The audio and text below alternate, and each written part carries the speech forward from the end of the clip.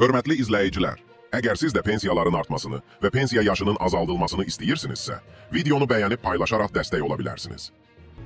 Azərbaycan Respublikasının Prezidenti Cənab İlham Əliyevin təsdiq etdiyi əmək pensiyası haqqında Azərbaycan Respublikasının qanununda dəyişiklik edilməsi barədə qanun qüvvəyə minmişdir.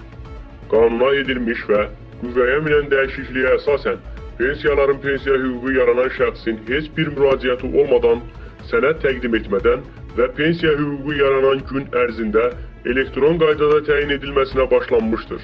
Pensiya şəxsə təyin olunandan sonra ona bu, həmçinin pensiya məbləği bank kartını əldə edəcəyi bank filialı və vaxt barədə SMS, e-mail və ya rəsmi məktubla məlumat verilir. Pensiya təyinatının avtomatlaşdırılması tədbiri pensiya hüququ yaranacaq şəxslərdən 70%-ni əhatə edəcək.